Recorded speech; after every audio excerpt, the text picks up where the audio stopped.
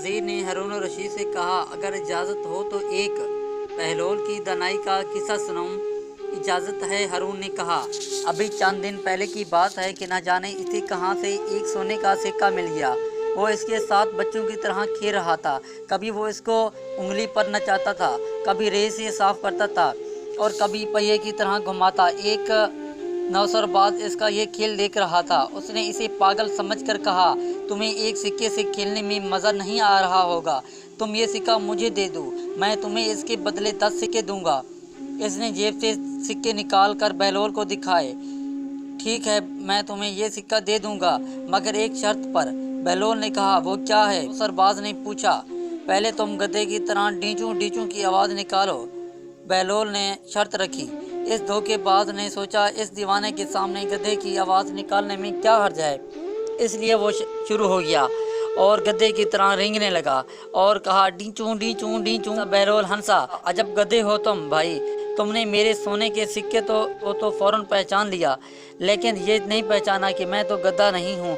अगर तुम मेरे सोने के सिक्के पहचान सकते हो तो मैं तुम्हारे तांबे के सिक्के नहीं पहचान सकता। वो नौसरबाज बेचारा इस कदर शर्मिंदा हुआ कि फ़ौरन इधर से भाग गया। हारून को भी हंसी आ गई।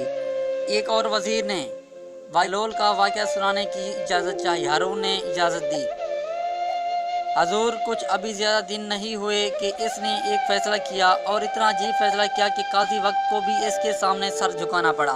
पारे ने कहना शुरू किया, कुछ हुआ इस तरह। बहलोल ने दो राह चलते लड़कों को रोते हुए और फरियाद करते हुए देखा। वो इनके साथ रुक गया और इनके सर पर हाथ रखकर बोला, बच्चों क्यों परेशान हो तुम?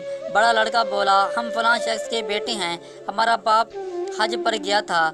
इसने चलने से पहले 1000 अशरफियाँ काजी के पास बतौर अमानत रखवाई थी और कहा था कि ज़िंदगी का कोई भरोसा नहीं, अगर मैं सफ़र हज से वापस ना आया तो तुम मेरे बच्चों को जो चाहे इसमें से दे देना।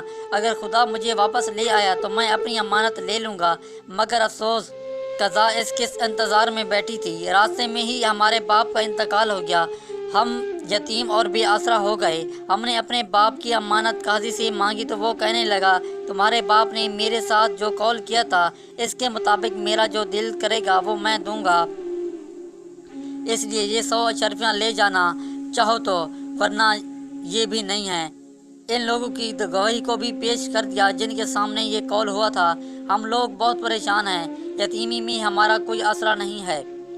बहलोल ने इन बच्चों के सर पर हाथ रखा और बोला, अपने आंसू पूछ लो और मेरे साथ चलो। बहलोल उन्हें लेकर काजी के पास गया और बोला, ऐ काजी, तुम इन यतीम बच्चों का हक उन्हें क्यों नहीं दे देते?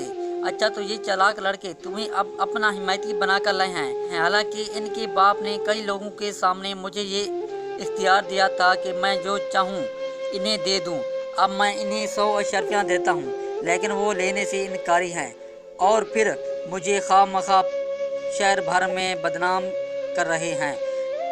काजी ने बड़े ठाठ से जवाब दिया। बहलोल ने बड़े इत्मीनान से जवाब दिया, काजी जी, आपने बिल्कुल दुरुस्त फरमाया। ये कौल ज़रूर हुआ है, लेकिन इस कौल से ये बात साबित होता है कि आप जो चाहते हैं वो 900 अशरफियाँ हैं कहा था, और यही इन बच्चों के मरहूम बाप ने कहा था, आपका दिल जो चाहे इन बच्चों को दे देना। तो किबला काजी साहब, आप 900 अशरफियाँ चाहते हैं, तो इसीलिए हक यही है कि आप इन बच्चों को 900 अशरफियाँ दे दें, क्योंकि आपके दिल में 900 अशरफियाँ की चाहत है।